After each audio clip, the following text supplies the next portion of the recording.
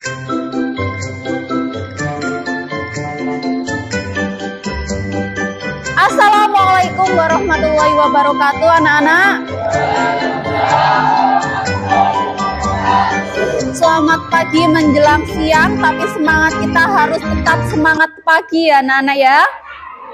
Nah, sebelum kita memulai pembelajaran, saya ingin melihat dan mendengar semangat kalian sebagai siswa dan siswi SMK NU Lasem. Saya ingin membunyikan yel-yel kita, yaitu SMK bisa. SMK hebat. SMK NU Lasem bisa hebat. Skanula cerdas dan kompetitif. Sekarang saya ingin bertanya, hari ini ada yang tidak masuk? Masuk semua ya, alhamdulillah. Sebelum kita memulai pembelajarannya, kita berdoa terlebih dahulu. Siapa yang mau memimpin doa seperti biasanya? Ini ya, silahkan dipimpin doa.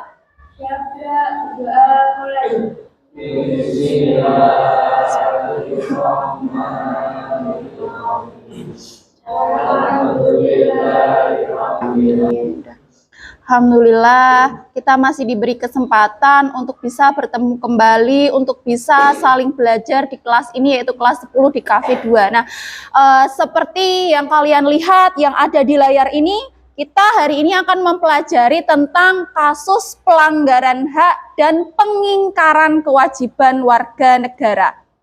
Nah, kalau biasanya kalian kan menyebutnya materi kasus pelanggaran hak dan kewajiban, padahal itu salah kaprah ya kata-katanya. Yang benar itu adalah kalau hak warga negara itu pelanggaran, kalau kewajiban warga negara itu pengingkaran. Nah, di sini selanjutnya kalau minggu kemarin itu kan kita sudah mempelajari materi tentang apa?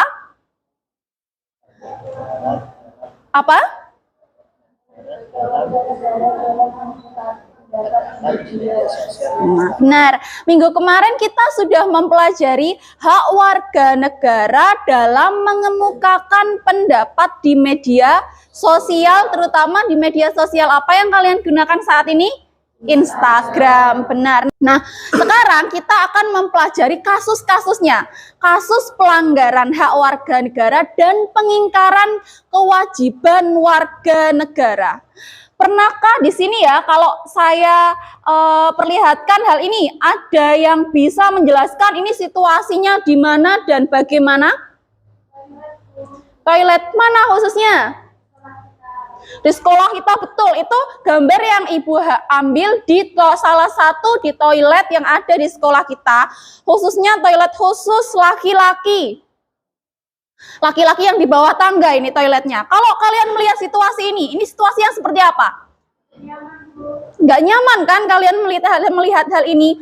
Pun kalau kalian berada di sini, mau masuk misal, mau BAB atau buang air kecil, kalian pun memilih untuk memakai toilet yang lain. Kalau terpaksa ya udah pakai aja. Kalau kita korelasikan dengan materi hari ini, ini namanya pelanggaran hak warga negara atau pengingkaran kewajiban warga negara. Situasi toilet yang seperti ini. Benar, pengingkaran kewajiban warga negara. Sekolah mempunyai kewajiban kepada kalian memberikan fasilitas berupa toilet yang bersih sudah awalnya.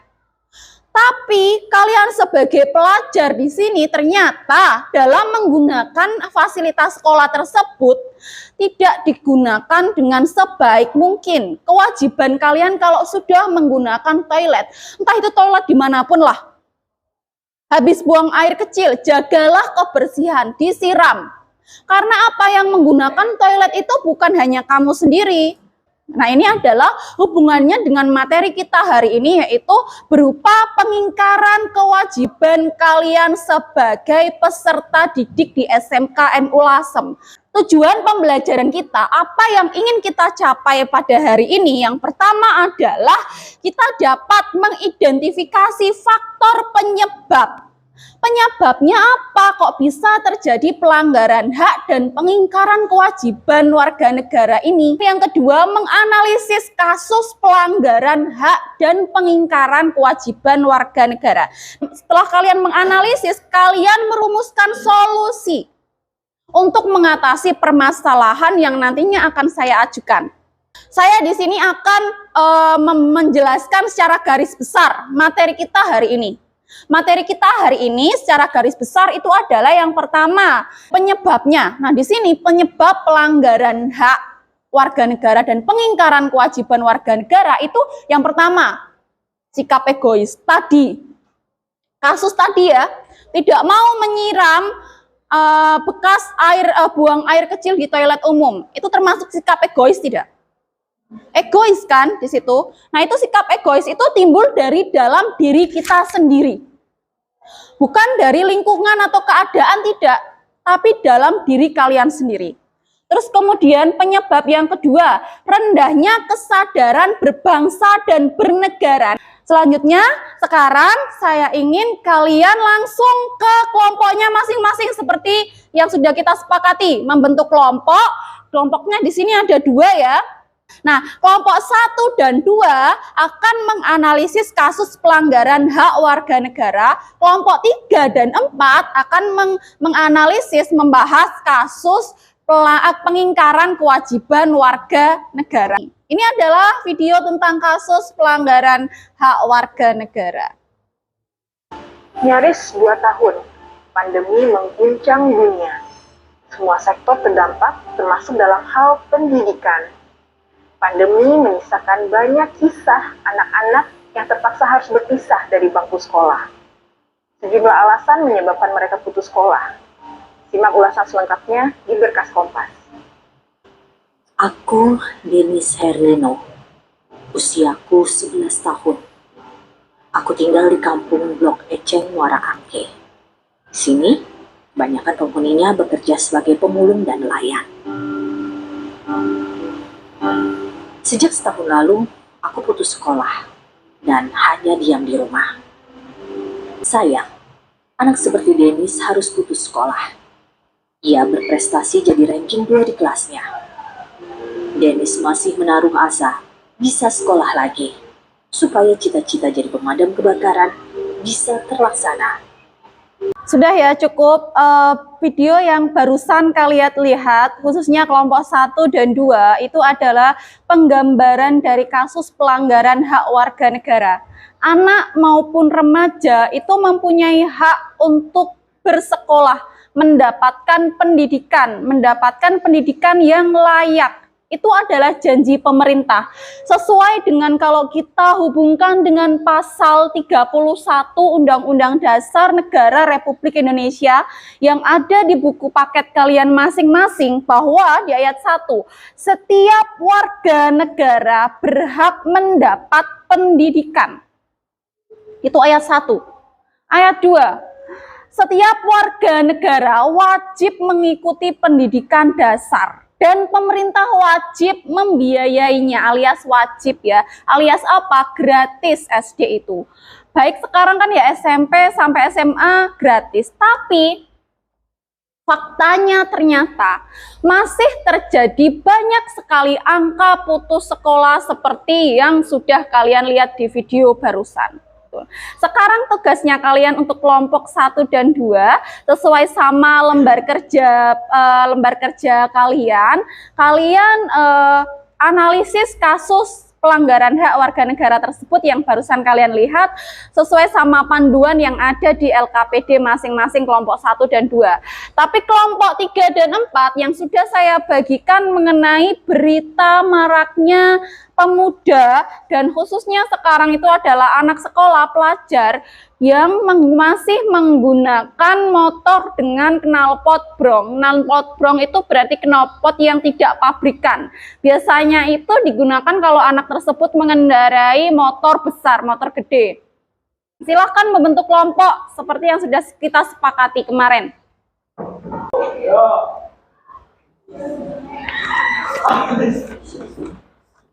Saya kasih waktu 35 menit untuk mengerjakan tugas kalian masing-masing.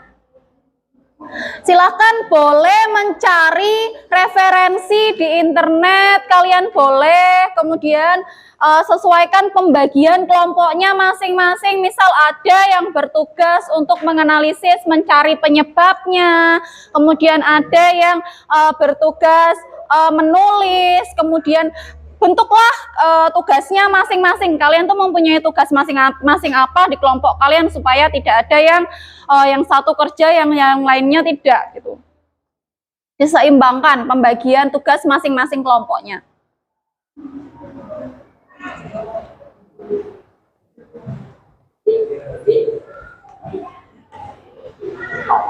Pembagian tugasnya harus jelas ya.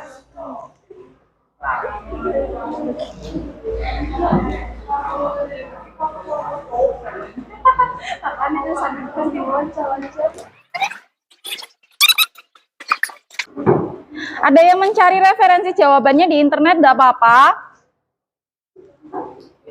Tapi kalau kalian benar-benar membaca maupun memperhatikan video yang sudah kalian lihat dan dengar, kalian pasti akan mudah sekali untuk menganalisis kasus tersebut.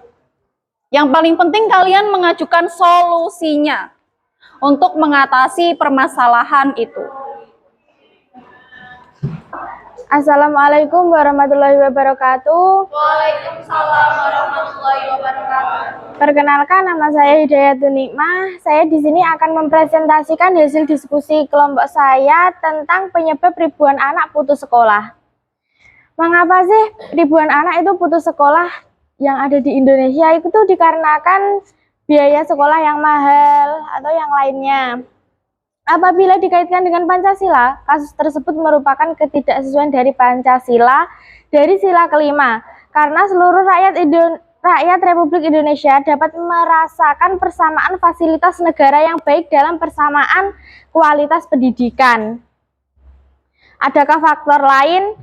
Faktor lain selain faktor ekonomi adalah faktor dari kurangnya perhatian orang tua, lingkungan, dan minat dalam bersekolah. Pada saat ini pemerintah telah mengeluarkan berbagai kebijakan untuk menanggulangi permasalahan ini, diantaranya dengan memberikan bantuan operasional sekolah, beasiswa, sekolah gratis, dan sebagainya. Pemerintah sudah berhasil meningkatkan kemajuan pendidikan di Indonesia. Indikator keberhasilan pemerintah ini dapat dilihat dari jumlah partisipasi siswa yang terus melanjutkan pendidikan. Selain pemerintah, siapa lagi yang bertanggung jawab untuk mengatasi masalah ini? Yang bertanggung jawab untuk mengatasi masalah putus sekolah di Indonesia adalah orang tua, guru, teman-teman, keluarga, dan diri sendiri. Apa solusi yang kita ajukan untuk mengatasi masalah ini adalah mengajak kembali atau mengingatkan anak tersebut bahwa pendidikan itu sangat penting. Baik, silahkan Mbak. Oke, cukup sekian dari saya. Bila ada kesalahan, saya mohon maaf sebesar-besarnya. Wassalamualaikum warahmatullahi wabarakatuh. Waalaikumsalam warahmatullahi wabarakatuh. Kita beri aplaus untuk kelompok 1. Nah, di sini kita sudah masuk di penghujung pembelajaran kita hari ini, khususnya unit materi yang terakhir di elemen Undang-Undang Dasar Negara Republik Indonesia tahun 1945. Setelahnya kalian akan menghadapi penilaian akhir semester Gasal ya, 2 minggu lagi. Kalau kelas 1 itu 1 minggu lagi ya. Nah, sekarang kalian saatnya untuk merefleksi pembelajaran kita hari ini. Refleksinya adalah kalian mencatat di buku tulis masing-masing, apa sih yang sudah saya pelajari hari ini, apa sih yang sebelumnya saya belum ketahui mengenai materi ini. Kalian refleksi diri kalian sendiri. Kemudian selanjutnya adalah kita masuk di kesimpulan. Saya ingin satu anak menyimpulkan pembelajaran kita hari ini. Assalamualaikum warahmatullahi wabarakatuh. Waalaikumsalam warahmatullahi wabarakatuh.